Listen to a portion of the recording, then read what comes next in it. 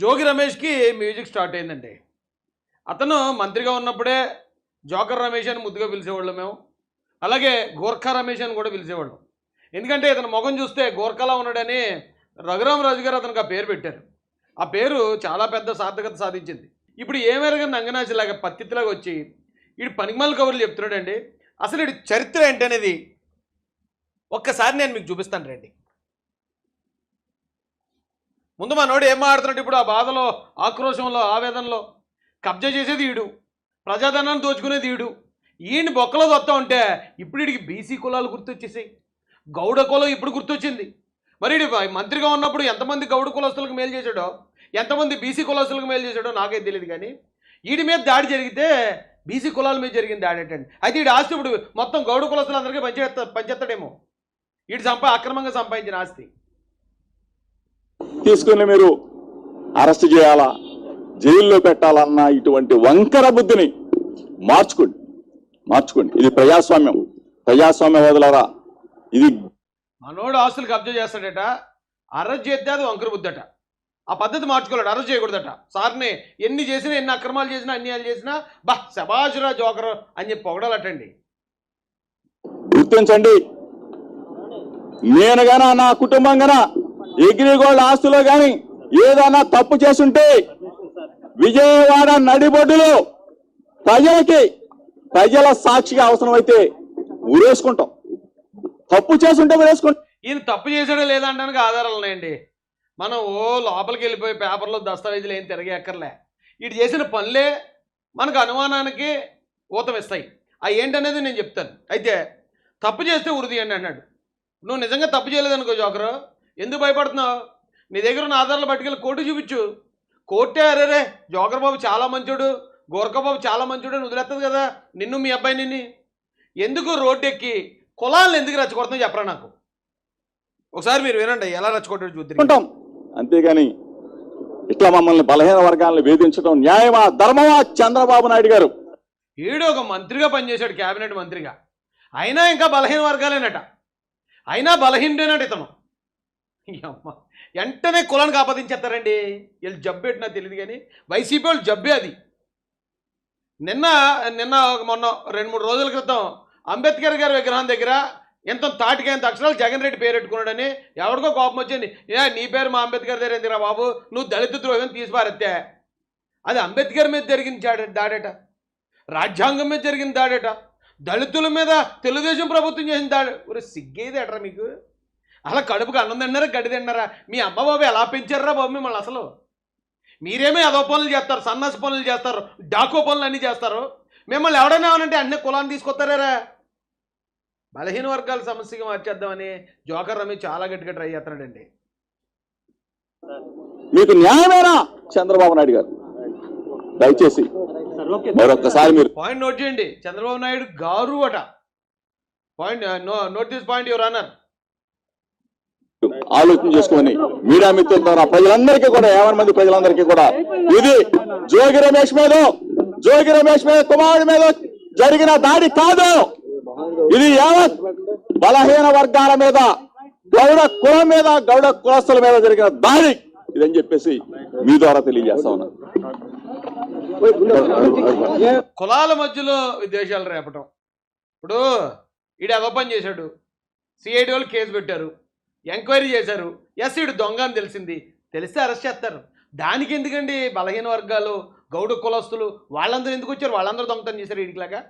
వాళ్ళందరూ న్యాయంగా బతుకుతున్నారు, వాళ్ళందరూ కష్టం మీద ఆధారపడి బతుకుతున్నారు. కేవలం ఈడు మాత్రమే జగన్మోహన్ రెడ్డి ఇచ్చిన అధికారాన్ని ఉపయోగించుకుని తప్పుడు దారిలో ఆస్తులు సంపాదించి, ఒరే నువ్వు చేసిన తప్పురా బాబు అంటే కులానికి ఆపాదించడానికి ఎంత నిస్సిగ్గుగా ట్రై చేస్తున్నాడో ఆలోచించండి.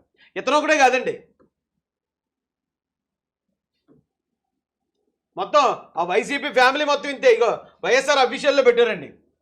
బీసీల మనుగడే జీర్ణించుకోలేని చంద్రబాబుట, బీసీ నేత మాజీ మంత్రి జోగి రమేష్ బాబు గత కొన్ని రోజులుగా కక్ష సాధిస్తున్నారట. బీసీలపై పగబట్టిన చంద్రబాబు అండి. అలా చూడండి, మాజీ మంత్రి జోగి రమేష్ బాబు కక్ష సాధిస్తూ అతను బీసీల మీద చంద్రబాబు నాయుడు గారు కక్ష సాధిస్తున్నారా? ఒరే ఎర్రిపప్పలారా, వైసీపీ ఎర్రిపప్పలారా, ఇలాంటి తప్పుడు ప్రచారం చేసే తప్పుడు నా కొడకలారా. తెలుగుదేశం పార్టీ రాష్ట్ర అధ్యక్షుడు ఎవర్రా? మాజీ అధ్యక్షుడు అచ్చెన్నాయుడు గారు ఒక బీసీ సంఘ నాయకుడు, ఓ బీసీ కులానికి చెందిన నాయకుడు, తెలుగుదేశం పార్టీ నాయకుడు. ఇప్పుడు పల్లా శ్రీనివాసరావు గారు అదే బీసీ వర్గం నుంచి వచ్చిన గొప్ప నాయకుడు. అరే రాష్ట్ర అధ్యక్షుడిగా ఒక బీసీని పెట్టిన గొప్పతనం నారా చంద్రబాబు నాయుడు గారు. బీసీలకి అసలు ఈ రాష్ట్రంలో, తెలుగు రాష్ట్రాల్లో బీసీలకి సరైన అవకాశాలు ఇచ్చిన పార్టీ తెలుగుదేశం పార్టీ. ఈ రోజున ఇప్పటికీ కూడా తెలుగుదేశం పార్టీ అంటే బీసీల పార్టీ అంటారా, బేవకు వైసీపీ నాయాల ఇలా తప్పుడు ప్రచారం చేసే వాళ్ళని తిడుతున్నాను నేను. కానీ బీసీల మీద చంద్రబాబు నాయుడు గారు పగబట్టారా? అసలు చంద్రబాబు నాయుడు గారికి ఈ జోకర్ రమేష్ గారి కేసుకి ఏట్రా సంబంధం? జోకర్ గాడేమో ఉండండి ఏం చేయాలి చెప్తాను రండి. ముందు వీడు చేసింది చెప్పేదానికన్నా కూడా ముందు వీడు ఓవరాక్షన్ ఒకసారి చూపించాలండి మీకు. ఈ రోజున ఏమన్నాడు చంద్రబాబు నాయుడు గారు బా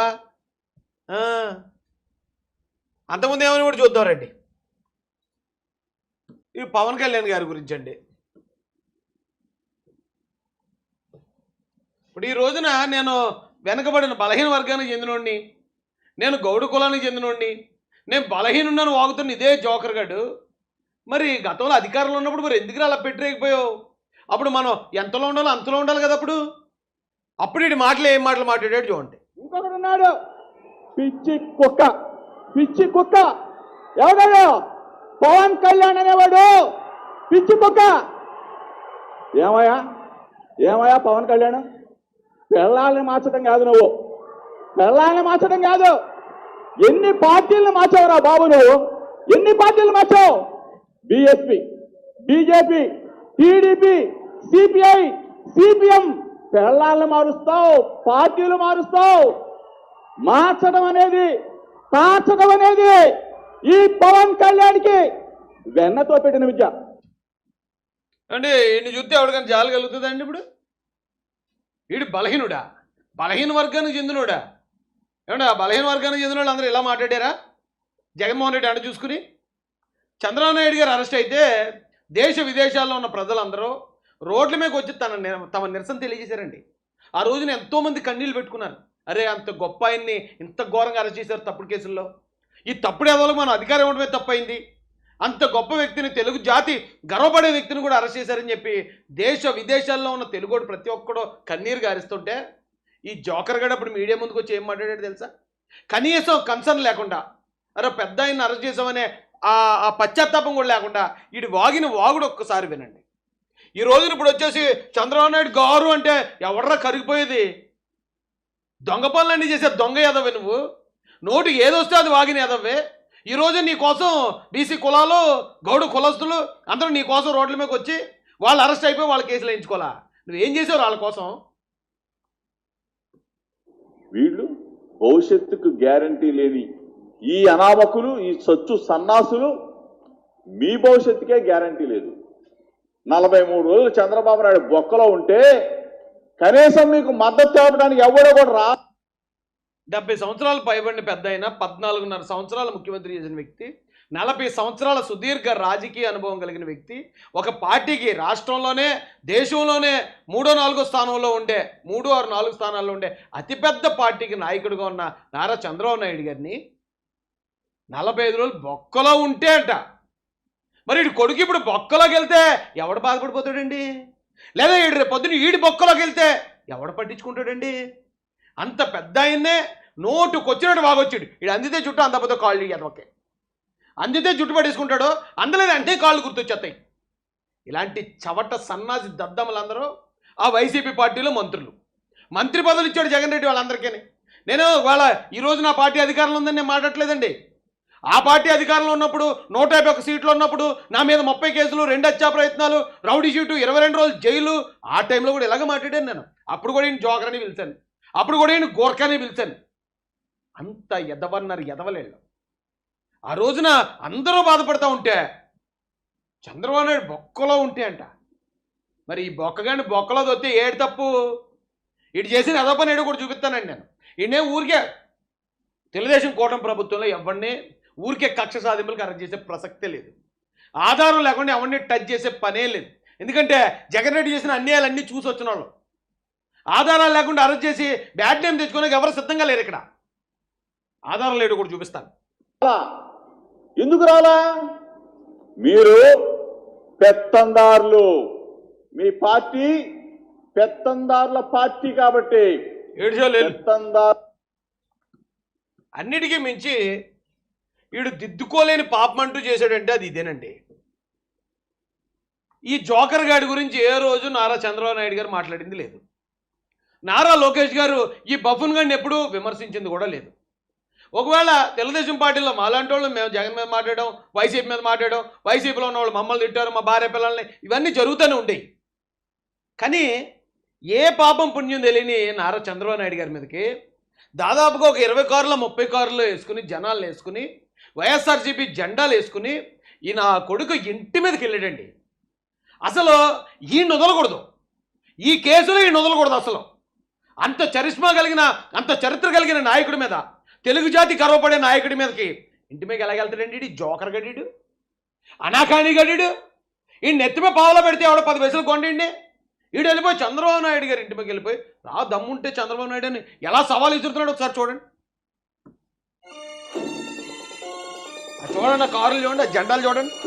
ఈ నా కొడుకులందరూ మరి ఎక్కడ ఉన్నారు కానీ ఇప్పుడు ఒక్కొక్క నా కొడుకుని మొత్తం బొక్కలో చూసి భోగు పని చేయాలండి వీళ్ళందరినీ.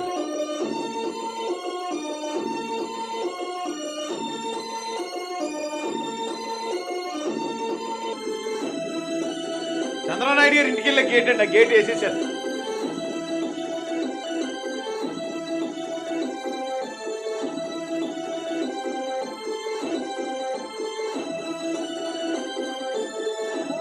పెట్టేది లేదు.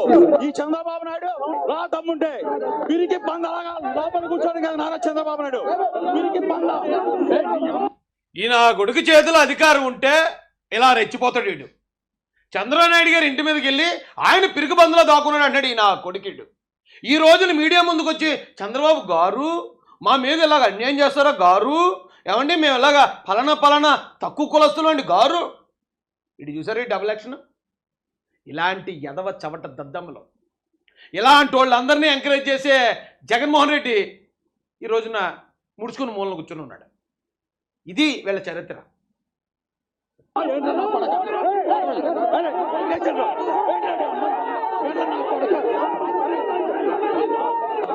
ఏమంటే చంద్రబాబు నాయుడు గారు ఏమన్నా పెళ్ళని తిట్టారా? లోకేష్ గారు ఏమన్నా పెళ్ళని తిట్టారా? లేకపోతే వాడి ఇంట్లో వాళ్ళు ఎవరైనా తిట్టారా? లేదా వాడి మీద ఏమైనా విమర్శలు చేశారా?